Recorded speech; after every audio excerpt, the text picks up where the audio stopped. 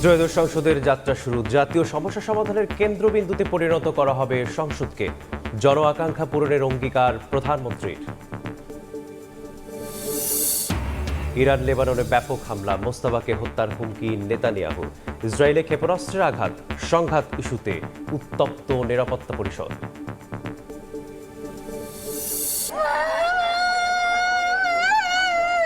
কাউকে জীবিত পাইনি।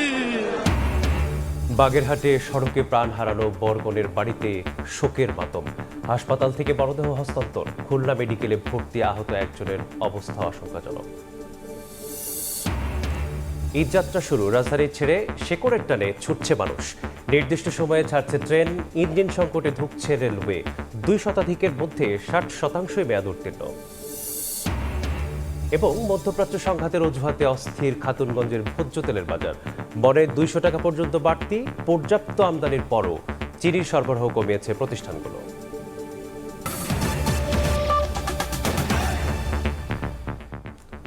সকালের সময় সঙ্গে আছি আমি মেসবাহুল আলিফ। যাত্রা শুরু হলো ত্রয়োদশ জাতীয় সংসদের। স্পিকার নির্বাচিত হলেন মেজর অবসরপ্রাপ্ত Hafizuddin Ahmed. Deputy speaker barrister Kaiser Kamal. নতুন সংসদের সভাপতিত্ব করবেন খন্দকার মোশাররফ হোসেন। প্রধানমন্ত্রী হিসেবে সব দলমতের প্রতিনিধি নিয়ে জন আকাঙ্ক্ষা পূরণ ও সংসদকে জাতীয় সমস্যা সমাধানের কেন্দ্রবিন্দুতে পরিণত করার প্রত্যয় জানান সংসদ নেতা ও প্রধানমন্ত্রী তারেক রহমান। মাননীয় সভাপতি। অবশেষে যাত্রা শুরু করলো ত্রয়োদশ জাতীয় সংসদ। প্রথম অধিবেশন বসে বৃহস্পতিবার বেলা 11টায়। বিসমিল্লাহির রহমানির রহিম। শুরুতেই পবিত্র কোরআন তিলাওয়াতের পর উদ্বোধনী বক্তব্য রাখেন সংসদ নেতা প্রধানমন্ত্রী তারেক রহমান। আজ থেকে পুনরায় যাত্রা শুরু হতে যাচ্ছে সত্যিকার অর্থে জনপ্রতিনিধিশীল জাতীয় সংসদ। প্রায় 10 মিনিটের বক্তব্যে প্রধানমন্ত্রী বিগত 1.5 দশকের রাজনৈতিক অচলায়তন, বর্তমান প্রেক্ষাপট ও ভবিষ্যতের দিক নির্দেশনা তুলে ধরেন। বলেন, প্রধানমন্ত্রী হিসেবে দেশ, জনগণ ও সব দলমতের প্রতিনিধিত্বের মাধ্যমে জাতীয় সংসদকে জাতীয় সমস্যা সমাধানের কেন্দ্রবিন্দুতে পরিণত করা হবে। জাতীয় সংসদে দলের প্রতিনিধিত্ব করলেও প্রধানমন্ত্রী হিসাবে আমি এই জাতীয় সংসদে দেশের প্রতিনিধিত্ব করছি। দল, মত, ধর্ম, বর্ণ নির্বিশেষে দেশের জনগণের প্রতিনিধিত্ব করছি। আমার রাজনীতি দেশ এবং জনগণের স্বার্থ রক্ষা করার রাজনীতি। এই মহান জাতীয় সংসদে সকল দলের নির্বাচিত প্রতিজন সংসদ সদস্যের সমর্থন এবং সহযোগিতা আশা করছি। আমাদের দল কিংবা মত কিংবা কর্মসূচি ভিন্ন হতে পারে, কিন্তু তাবেদার মুক্ত, ফ্যাসিবাদ মুক্ত একটি স্বাধীন, সার্বভৌম, নিরাপদ, স্বনির্ভর বাংলাদেশ প্রতিষ্ঠায় আমাদের মধ্যে কোনো বিরোধ থাকতে পারে না। বিরোধ নেই। জাতীয় সংসদকে জাতীয় কর্মকাণ্ডের কেন্দ্রবিন্দু না করে বিতাড়িত ফ্যাসিস্ট সরকার জাতীয় সংসদকে অকার্যকর করে ফেলেছিল। আমরা এই মহান জাতীয় সংসদকে সকল যুক্তি, তর্ক আর জাতীয় সমস্যা সমাধানের কেন্দ্রবিন্দুতে পরিণত করতে চাই। ত্রয়োদশ জাতীয় সংসদে সভাপতিত্ব করার জন্য জনাব ডক্টর খন্দকার মোশাররফ হোসেনের নাম প্রস্তাব করছি।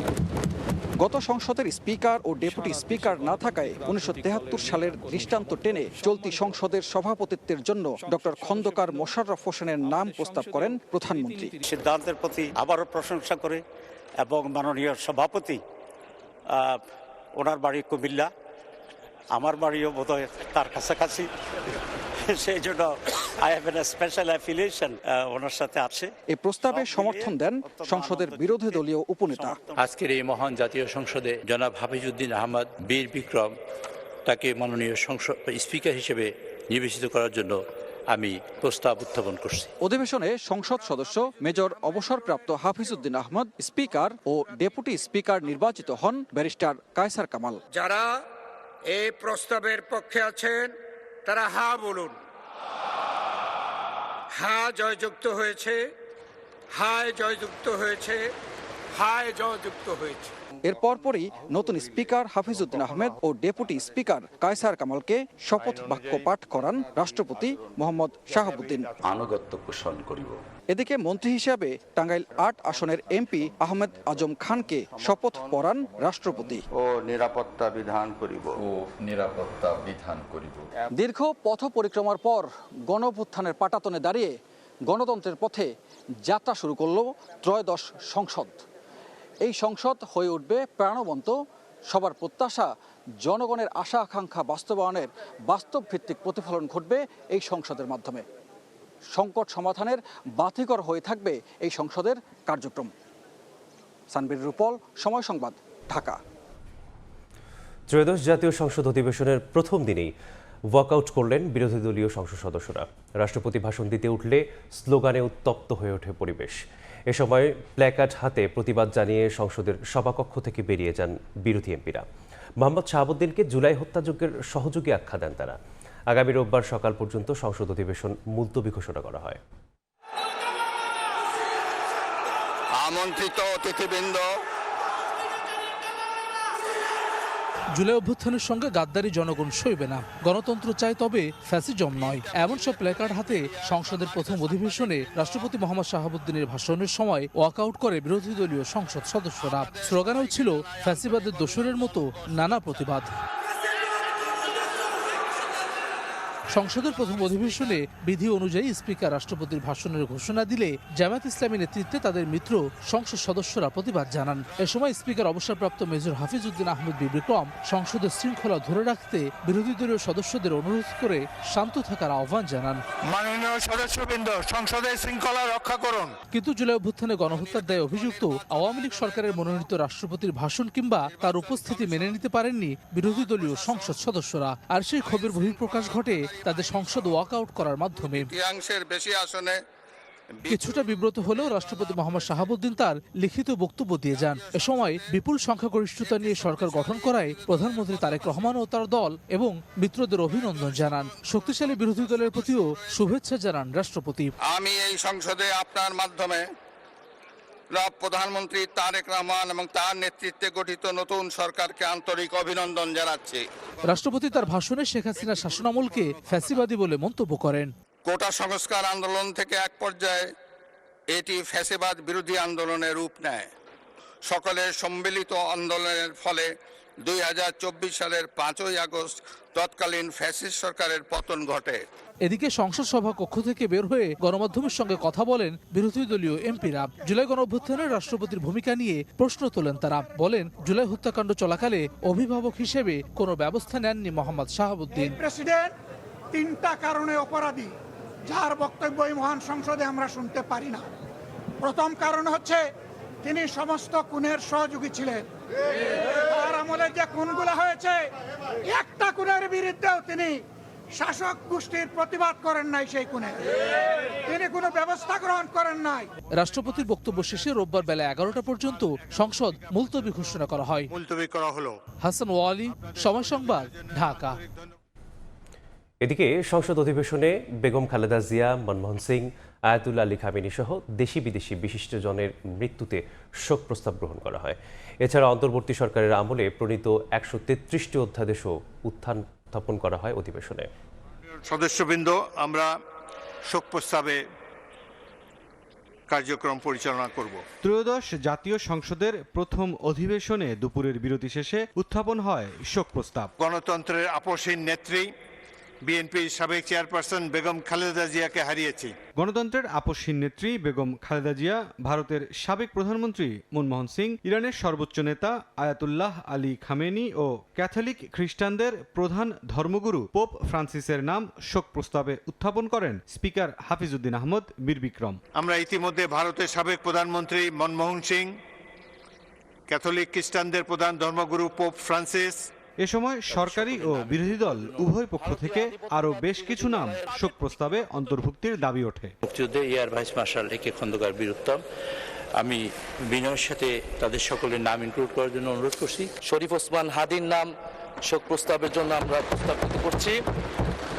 ভারতীয় আধিপত্যবাদ বিরোধী লড়াইয়ের অন্যতম প্রতীক শহীদ আবরার ফাহাদের নাম, শহীদ ফেলানী খাতুনের নাম আমরা প্রস্তাব করছি। নতুন প্রস্তাবিত নাম বিবেচনার কথা জানিয়ে শোক প্রস্তাবের উপর আলোচনা শুরু হয়। সরকার দলীয় সংসদ সদস্য ও মন্ত্রীরা গভীর শ্রদ্ধার সঙ্গে স্মরণ করেন বিএনপি চেয়ারপারসন ও সাবেক প্রধানমন্ত্রী মরহুমা বেগম খালেদা জিয়াকে। কখনো ভুলো না যেন তোমার ঘুমটায় আছে মানুষের আশার বারুদ।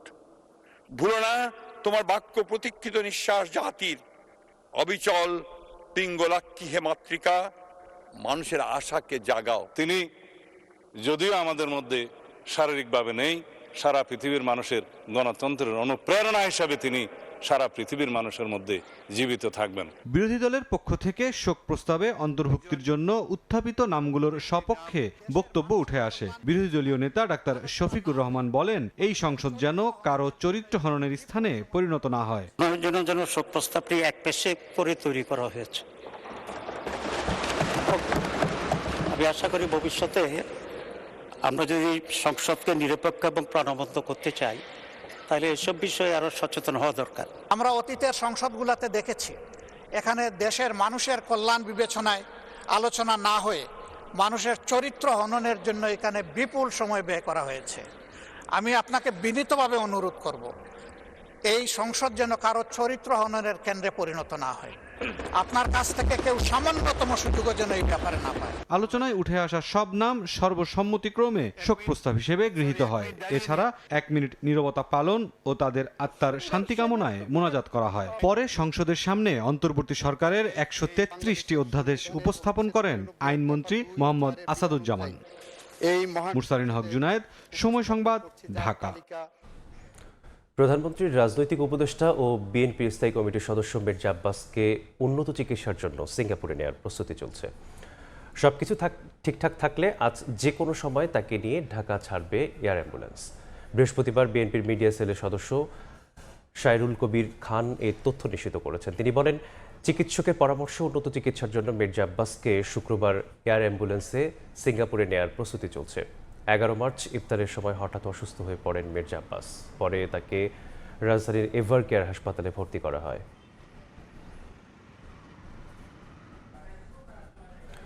মধ্যপ্রাচ্যে চলমান যুদ্ধের মধ্যেই জাতিসংঘের বৈঠকে পরমাণু ইস্যুতে ইরানের উপর পশ্চিমা নিষেধাজ্ঞা ঠেকাতে ব্যর্থ হল চীন রাশিয়া।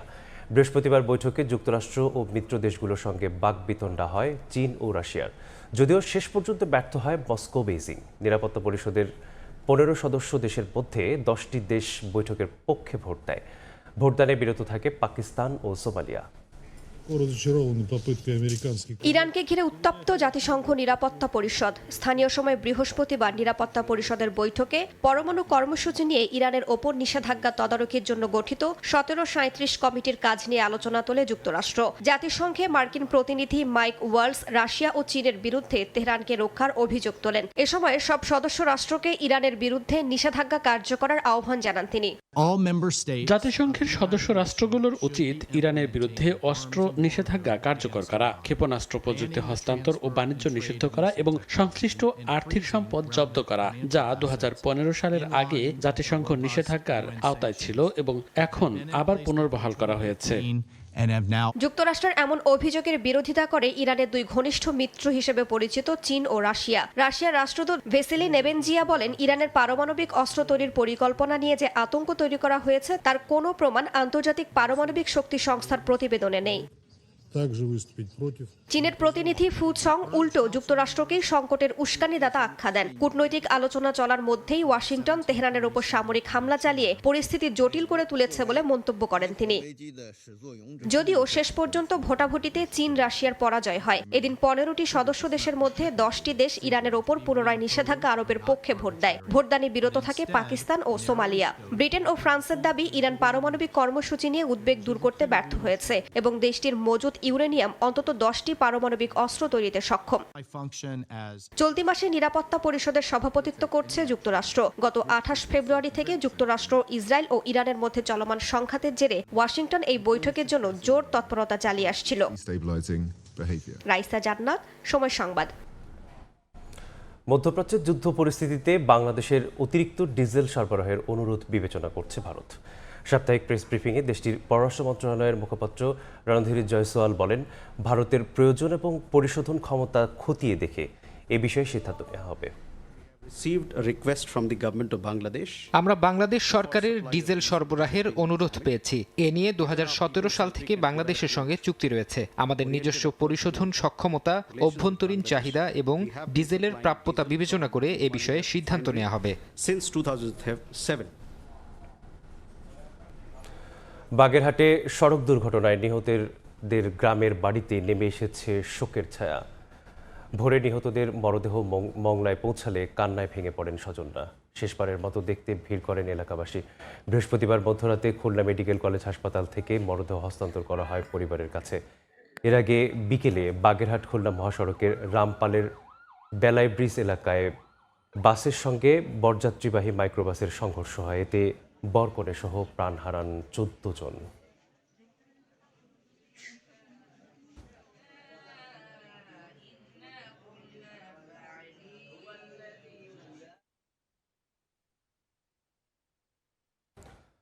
এই মুহূর্তে মোংলায় আছেন সহকর্মী মাহমুদ হাসান। এ নিয়ে বিস্তারিত জানতে সরাসরি যুক্ত হব তার সাথে। ঘটনায় 14 জন নিহতের মধ্যে যে 9 জন পক্ষে তাদেরকে এনে দাফনের জন্য গোসল করা হয়েছে। তবে গোসল শেষে তাদেরকে সারিবদ্ধভাবে এখানে রাখা হয়েছে। আজ এই যে কয়রা যে তাদের বিয়ার অনুষ্ঠানে গেছিল মংলাপুর পৌরসভার 8 নং ওয়ার্ড বিএনপির সভাপতি আব্দুর রাজ্জাক সহ তার পরিবারের লোকজন। তবে সেই গাড়িতে 15 জন বরযাত্রী ছিল। তার মধ্যে যখন তারা সেই কয়রা থেকে মংলার দিকে আসা দিয়েছিল তখন বেলাইব্রিজ এলাকায় পৌঁছালে সেখানে নৌবাহিনী একটি যাত্রীবাহী বাসের সাথে মাইক্রোবাসের মুখোমুখি সংঘর্ষ হয়। তাতে জায়গায় বেশ কয়েকজন মারা যায় এবং পরে রামপাল এবং খুলনা মেডিকেল কলেজ হাসপাতালে যাওয়ার পরে মোট 14 জন নিহত হয়েছে। 14 জনের মধ্যে 9 জনই বর পক্ষের এই মোংলায় তাদেরকে আনা হয়েছে, তাদের গোসল সম্পূর্ণ করা হয়েছে। তবে তাদের পরিবারের পক্ষ থেকে যেমনটি জানানো হয়েছে যে এখানে দাফনের আগে পরিবেশ, বন ও জলবায়ু পরিবর্তন মন্ত্রণালয়ের প্রতিমন্ত্রী ডক্টর লায়ন ফরিদুল ইসলাম, এছাড়া জেলা প্রশাসক, পুলিশ সুপার সহ ঊর্ধ্বতন কর্তৃপক্ষ এখানে আসার কথা রয়েছে। তারা এখানে আসার পরে তারা এখানে জায়গা পরিদর্শন করবে এবং যেখানে দুর্ঘটনা ঘটেছিল সেই দুর্ঘটনাস্থল তারা পরিদর্শন করবে এবং তারা এখানে জানাজা অংশগ্রহণ করবে এমনটি তার পরিবারের পক্ষ থেকে আমাদেরকে জানানো হয়েছে। তবে আপনাদেরকে দেখাতে পাচ্ছি যে এখানে হাজার হাজার লোক এখানে চলে আসছে তার এক নজর দেখার জন্য। কারণ আব্দুর রাজ্জাক খুব ভালো মানুষ ছিল এবং এখানে সবার সাথে তার একটা ভালো সম্পর্ক ছিল এবং সে তার পরিবারের একই সাথে 9 জনের মৃত্যু হওয়ারকে মানুষ মেনে নিতে পারছে না। তারা কিন্তু এখানে শোকাহত অবস্থায় রয়েছে।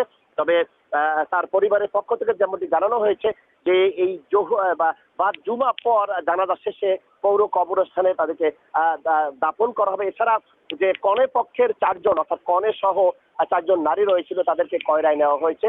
এছাড়া যে চালক অর্থাৎ মাইক্রোবাস ড্রাইভার রামপাল নেওয়া হয়েছে। তবে এই ছিল আমার কাছে যে সড়ক দুর্ঘটনায় 14 জনের নিহতর সর্বশেষ তথ্য। যুক্ত ছিলাম মংলা থেকে। এবার ঈদযাত্রার খবর। আজ থেকে শুরু হচ্ছে ঈদযাত্রা। শেকড়ের টানে ছুটছে ঘরমুখী মানুষ। ভোরে রাজশাহী অভিমুখী ধূমকেতু এক্সপ্রেসের মধ্য দিয়ে রেলপথ থেকে শুরু হলো ঈদযাত্রা। কমলাপুর রেল স্টেশন থেকে এখন পর্যন্ত 9টি আন্তনগর এবং 4টি কমিউটার ট্রেন ছেড়ে গেছে। কয়েক স্তরের নিরাপত্তা বেষ্টনী পেরিয়ে যাত্রীরাও প্রবেশ করেন প্ল্যাটফর্মে। প্রিয়জনদের সঙ্গে ঈদের আনন্দ ভাগাভাগি করে নিতেই যাত্রা করে তারা। অনেকেই যাত্রী চাপ এড়াতে পরিবার পরিজনকে পাঠিয়ে দিচ্ছেন আগেই। এবার ঈদযাত্রা নিরাপদ ও ভোগান্তিহীন হবে বলে প্রত্যাশা যাত্রীদের।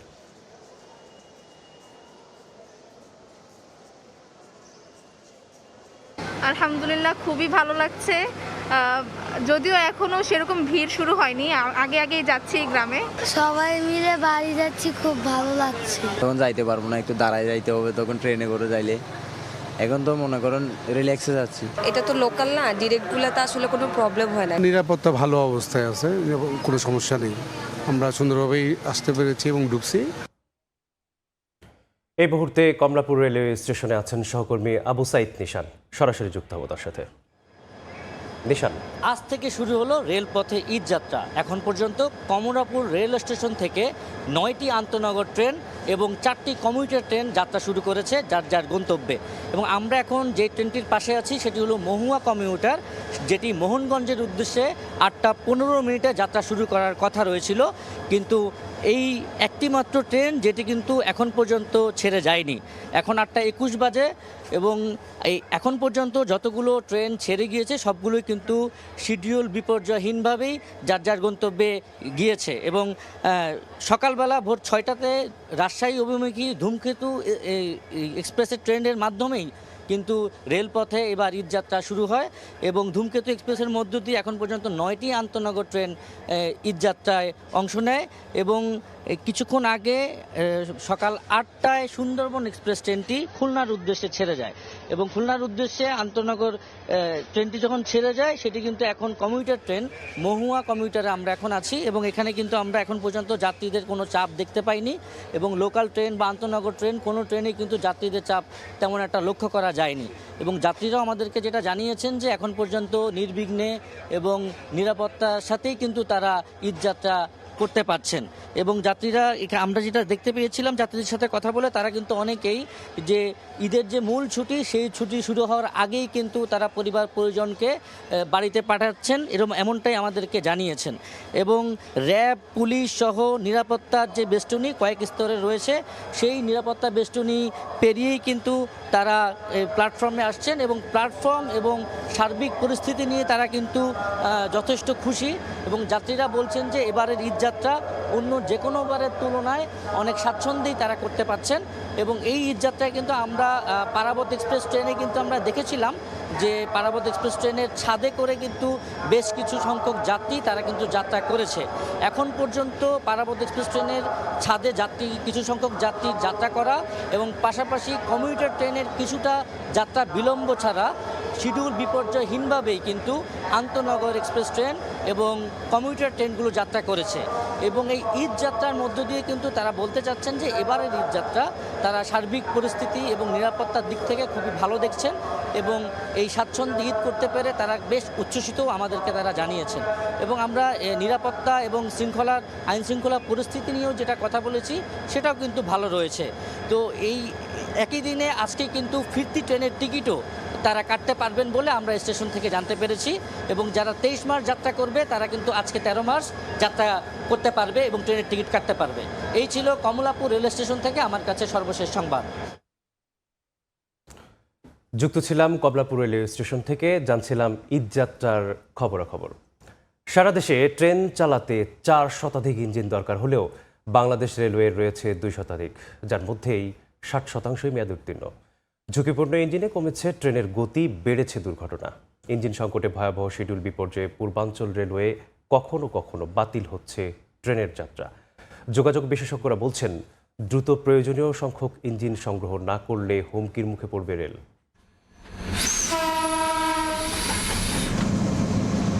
ঢাকা থেকে চট্টগ্রামের উদ্দেশ্যে ছুটছে কর্ণফুলী এক্সপ্রেস।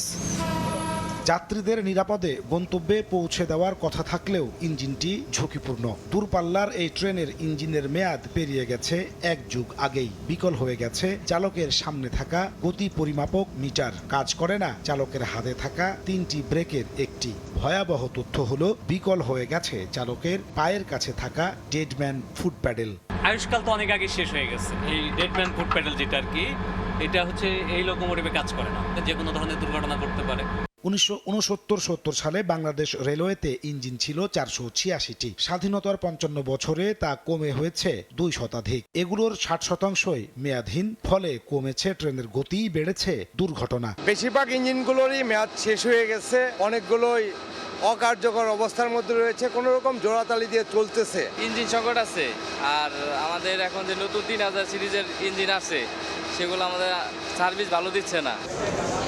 ইঞ্জিন সংকটে ভয়াবহ শিডিউল বিপর্যয়ে পড়েছে পূর্বাঞ্চল রেলওয়ে। প্রতিদিনই 3 থেকে 4টি ট্রেন মহাবিলম্ব নিয়ে যাত্রা করছে, কখনো কখনো বাতিল হচ্ছে ট্রেন যাত্রা। অলরেডি 2 ঘন্টা যাবত দাঁড়াই আছে, আরও নাকি 1 ঘন্টা লেট হবে। ঘন্টার পর ঘন্টা আমাদের এখানে ভোগান্তি পাইতে হয়। ইঞ্জিন সংকটের কারণে আমাদের প্রতিদিনই প্রায় বিলম্ব হয়, আর যাত্রীদের ভোগান্তি হয়। যোগাযোগ বিশেষজ্ঞরা বলছেন 1 বছরের মধ্যে মিটার গেজের 50টি ইঞ্জিন কেনা না হলে হুমকির মুখে পড়বে সার্বিক রেল ব্যবস্থাপনা। 3000 কিলোমিটার রেল নেটওয়ার্ক সেবা দেওয়ার জন্য যে পরিমাণ আসলে আমার লোকোমোটিভ দরকার, তার 50% লোকোমোটিভ তাদের আছে এবং এই 50%-এর মধ্যে 70% কিন্তু মেয়াদ উত্তীর্ণ। তো অতি দ্রুত আসলে এই প্রকিউরমেন্টের ব্যবস্থা নিতে হবে। রেল মহাপরিচালক বলছেন তারা চেষ্টা করছেন, কিন্তু সময় লাগবে আরও। কেনার জন্য আমাদের এডিবি অর্থায়নে 30টা এবং এআইআইবির অর্থায়নে 30টা, এই মোট 60টা ইঞ্জিন করে আমাদের এখন ডিপিপি এটা প্রণয়ন করা হচ্ছে। সারা দেশে 3000 কিলোমিটার রেলপথে প্রতিদিন আন্তনগর, মেইল, লোকাল ও কমিউটার মিলিয়ে 325টি ট্রেন চলাচল করে। যোগাযোগ বিশেষজ্ঞরা বলছেন, বিলাসী প্রকল্পে অনিয়ন্ত্রিত ব্যয়ের ফলেই ডুবতে বসেছে রেল। তাই নতুন সরকারকে আর কোনো বিলাসী প্রকল্প নয়, বরং কারিগরি বিভাগের সামান্যতম প্রাথমিক চাহিদাগুলো মেটানোর জন্যই নজর দিতে হবে বলে পরামর্শ তাদের। নাজমুস সালেহী, সময় সংবাদ, ঢাকা। ঈদযাত্রায় পরিবহন পারাপার ও যাত্রী সেবা নিশ্চিতে পাটুরিয়া, দৌলুদিয়া ও আরিচা কাজিরহাট নৌ রুটে বিভিন্ন ব্যবস্থা গ্রহণ করেছে কর্তৃপক্ষ। ঘাটে প্রস্তুত রাখা হয়েছে 33টি লঞ্চ, 22টি ফেরি ও 67টি স্পিডবোট।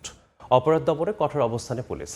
আর যাত্রী হয়রানির বন্ধে কঠোর ব্যবস্থা নেওয়ার আশ্বাস জেলা প্রশাসনের। মোহাম্মদ ইউসুফ আলীর পাঠানো তথ্য ও রমজান আলীর ছবি নিয়ে রিপোর্ট। পাটুরিয়া, দৌলতদিয়া ও আরিচা কাজিরহাট নৌ রুট। ঈদ যত ঘনিয়ে আসছে গাড়ির চাপ ততই বাড়ছে। তবে মানিকগঞ্জের পাটুরিয়া ও আরিচার ভাঙনের শিকার ঘাটগুলোতে নদীর পানির স্তর নিচে চলে যাওয়ায় পন্টুর থেকে সড়কে গাড়ি ওঠানামায় বেগ পেতে হচ্ছে। এমন অবস্থায় ঈদযাত্রায় যানবাহন ও যাত্রী পারাপার নির্বিঘ্ন করতে নানা উদ্যোগ নিয়েছে স্থানীয় প্রশাসন। ঘাটে প্রস্তুত রাখা হয়েছে 33টি লঞ্চ, 22টি ফেরি ও 67টি স্পিডবোট। আমরা যাত্রীকে নির্বিঘ্নে পারাপারের জন্য ইতিমধ্যে আমরা কার্যক্রম শুরু করেছি। সর্বমোট মিলিয়ে আমরা 22টি ফেরি দিয়ে আমরা আমাদের ঈদ সার্ভিস পরিচালনা করতে যাচ্ছি।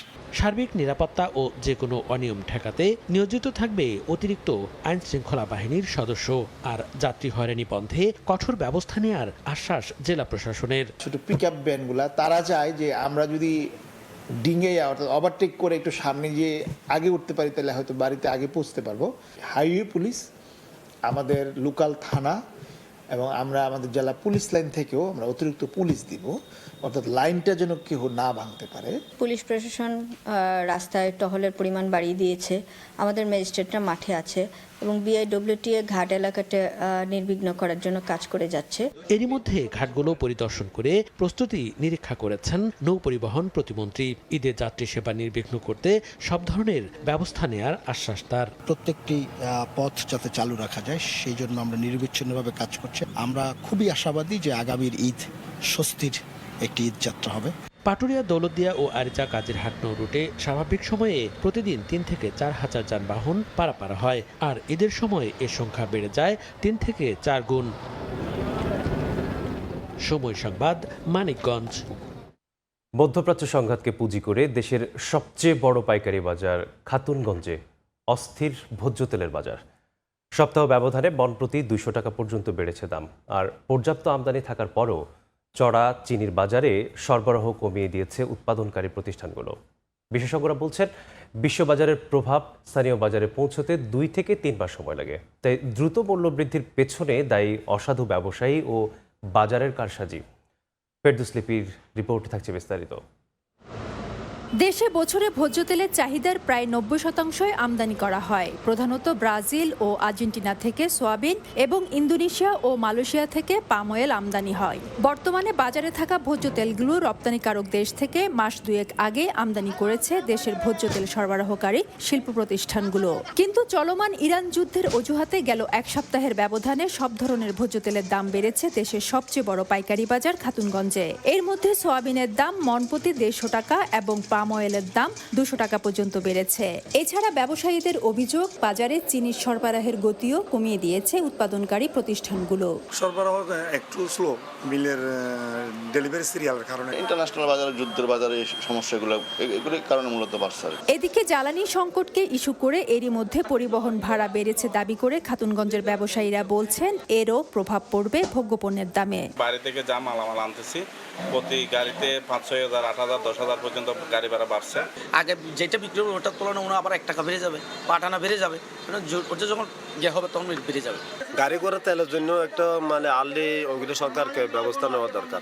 অর্থনীতিবিদরা বলছেন, আন্তর্জাতিক বাজারে বড় পরিবর্তন না হওয়ার পরেও দেশের বাজারে দাম বেড়ে যাওয়া সুযোগ সন্ধানী ব্যবসায়ীদের কারসাজি। সরকারকে কঠোর হওয়ার আহ্বান।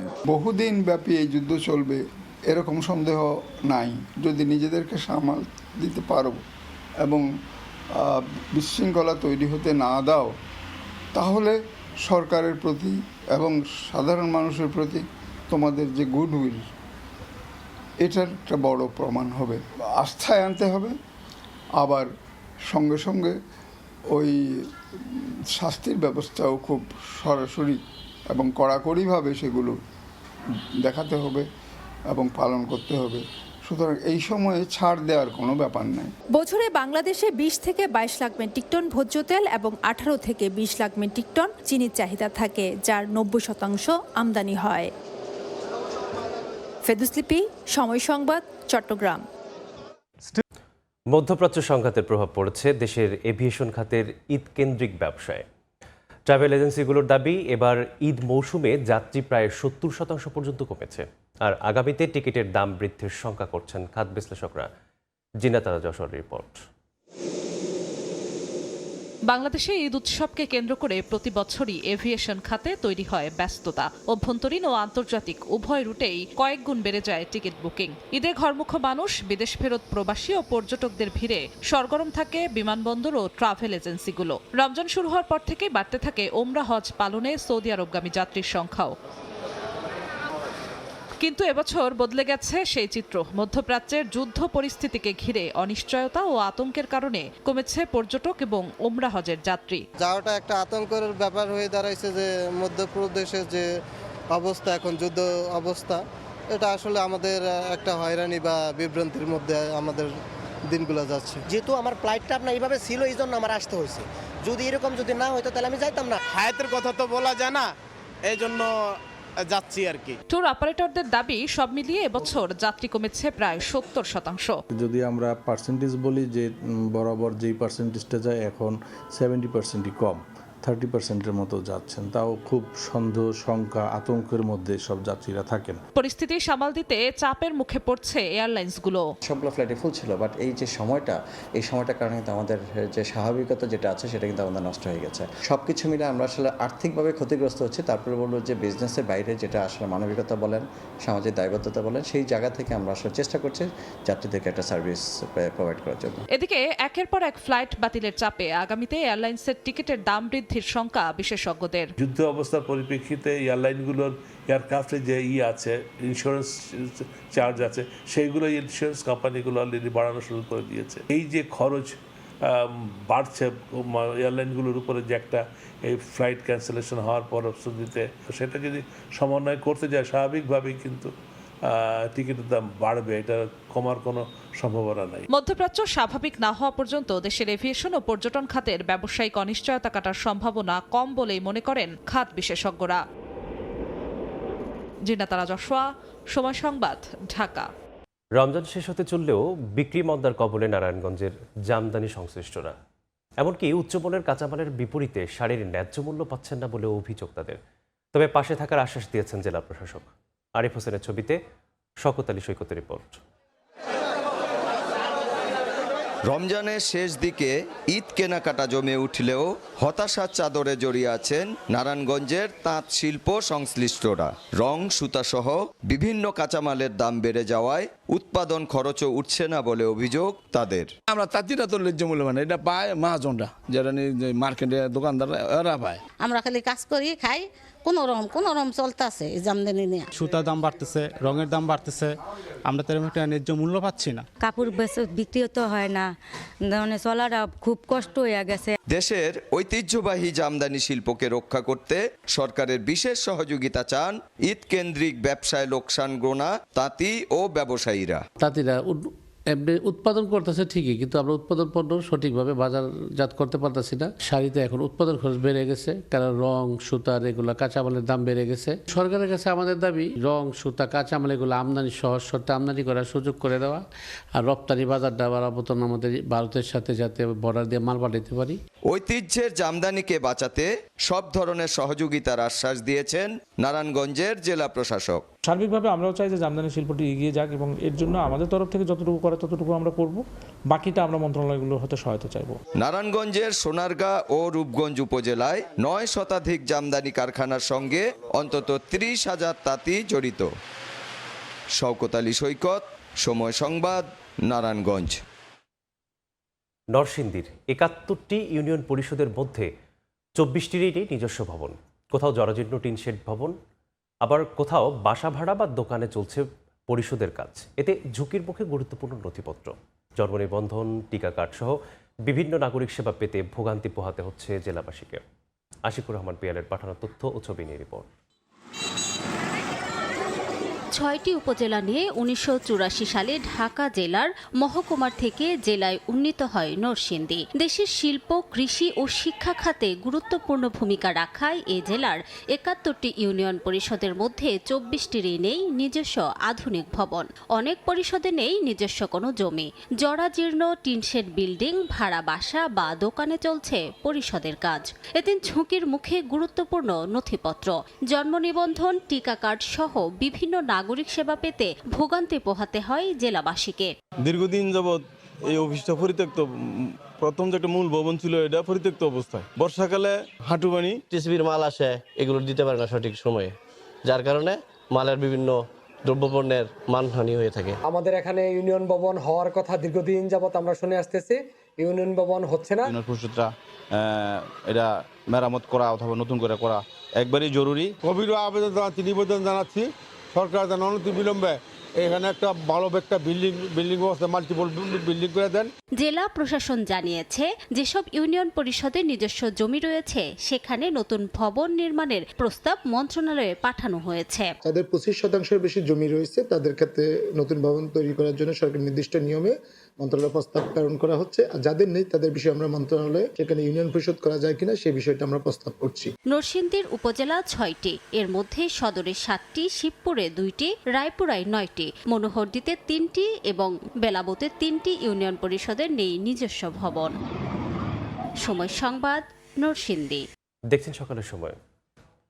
ইরান যুদ্ধের প্রভাবে ভারতের বিভিন্ন জায়গায় সিলিন্ডার গ্যাসের যোগান দিয়ে সমস্যা দেখা দিয়েছে। পাম্পে দীর্ঘ লাইনে দাঁড়াতে দেখা যায় চালকদের। ভোগান্তিতে পড়েছেন সাধারণ গ্রাহক এবং ছোট খাবারের দোকানদারেরাও। কলকাতার ধর্মতলায় অফিস পাড়ার ডেকার্স লেনেও প্রভাব পড়েছে।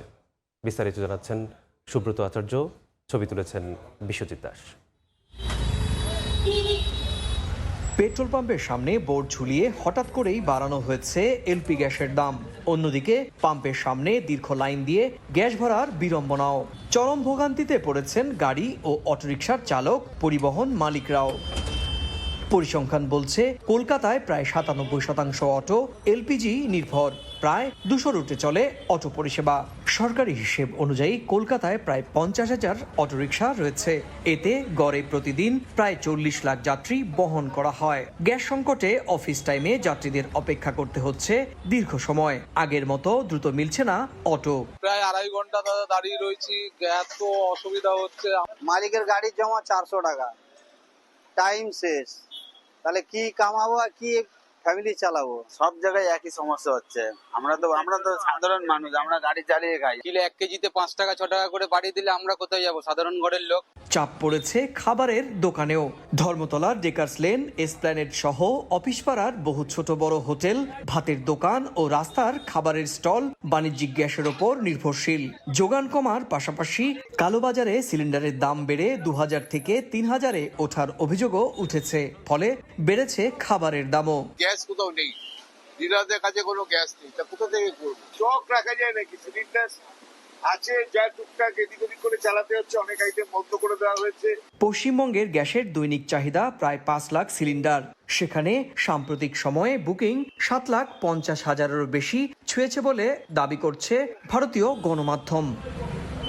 এর আগে রান্নার গ্যাস ও বাণিজ্যিক গ্যাসের দাম বাড়ায় কেন্দ্রীয় সরকার। শুধু তাই নয়, চাহিদা এবং যোগান স্বাভাবিক রাখতে বাড়তি নিয়ম নীতিও শিথিল করেছে প্রশাসন।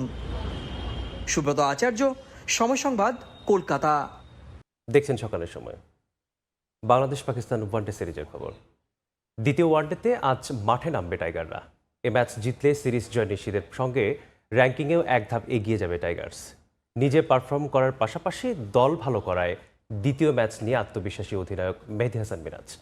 মিরপুরের শেরেবাংলা ক্রিকেট স্টেডিয়ামে ম্যাচ শুরু হবে দুপুর 2:15টায়। রাজস্বিক প্রত্যাবর্তন হয়তো একেই বলে। 3 মাসেরও বেশি সময় আন্তর্জাতিক ক্রিকেটের বাইরে ছিল বাংলাদেশ ক্রিকেট দল। মাঝে খেলা হয়নি টি-20 বিশ্বকাপ। ক্রিকেটাররা লাল সবুজ জার্সিতে মাঠে নামতে কতটা মুখিয়েছিলেন তা টের পেয়েছে পাকিস্তান দল। ব্যাটে বলে টাইগারদের এমন দাপট সচরাচর দেখা যায় না। র্যাঙ্কিংয়ে 4 নম্বরে থাকা পাকিস্তান দলকে একরকম উড়িয়ে দিয়েছে মেহেদী হাসান মিরাজ বাহিনী। ক্যারিয়ারে প্রথমবারের মতো ফাইফার তুলে নেন নাহিদ রানা। দারুণ ছন্দে থাকা ফিল সিমন্স শিষ্যদের সামনে এখন সিরিজ জয়ের মিশন। উইনিং কম্বিনেশন ধরে রেখেই মাঠে নামার প্রবল সম্ভাবনা লাল সবুজদের। দ্বিতীয় ওয়ানডের আগে বিশ্রামে কাটিয়েছে দু দল। দ্বিতীয় ম্যাচটা জিতলে র্যাঙ্কিংয়েও এগিয়ে যাবে বাংলাদেশ। সেটা মাথায় রেখেই মাঠে নামবে টাইগার্স। ম্যাচটা উইন হয়েছি, এটা আমাদের জন্য একটা পজিটিভ সাইড, যেহেতু আমাদের এবছর ওডিআই অনেক বেশি ম্যাচ এবং আমাদের র্যাঙ্কিংয়ের একটা ব্যাপার আছে। তো যেহেতু স্টার্টটা ভালো হয়েছে, খুবই ভালো লাগছে। বল হাতে গেল বছরটা ভালো কাটেনি মেহেদী হাসান মিরাজের। 11 ম্যাচে পেয়েছেন 11 উইকেট। তবে মিরপুরে প্রথম ওয়ানডেতে দেখা গেছে পুরনো মিরাজের ঝলক। যদিও তার পুরো 10 ওভার করা নিয়ে কিছুটা সমালোচনা হচ্ছে, কিন্তু নিজে ছন্দে ফেরাতেই খুশি অধিনায়ক। মাঝখানে একটু বোলিংটা নিয়ে একটু স্ট্রাগল করছিলাম, বাট কোথায় আমার ইমপ্রুভ করতে হবে সেটা আমি খুব ভালো করেই জানি। সেটা নিয়ে আমি কাজ করেছি এবং বিসিএলেও 2টা ম্যাচ খেলেছি, ওখানেও সেটা নিয়ে কাজ করার চেষ্টা করেছি। কালকে বোলিংটা আমার জন্য অনেক বেশি কন্ট্রোল ছিল এবং বলের লাইন লেন্থটা খুব ভালো জায়গায় ছিল এবং উইকেটটা অনেক ভালো উইকেট ছিল। এই উইকেটে যদি লাইন লেন্থ মেনটেন করে না বল করতে পারতাম তাহলে হয়তো রান হয়ে যেত, উইকেট বের করতে পারতাম না। অসহায় আত্মসমর্পণের পর দেশের তুমুল সমালোচনার শিকার শাহিন শাহ আফ্রিদির দল। অভিজ্ঞদের বাদ দিয়ে দল গড়ার মূল্য দিতে হয়েছে বড় হার দিয়ে। এ ম্যাচ হারলে সিরিজ খোয়াবে মেন ইন গ্রিন। মাইক হাসানের দল মরিয়া থাকবে জয় তুলে নিতে। সাজিদ মুস্তাহিদ, সময় সংবাদ। এই ছিল সকালের সময়। এরপর আন্তর্জাতিক সময়ের সঙ্গে থাকবেন আমিনুল ইসলাম আলিম। ধন্যবাদ মিসবাহ। আন্তর্জাতিক সময় নিয়ে আসছে কিছুক্ষণ পর, সঙ্গে থাকুন সময়ের।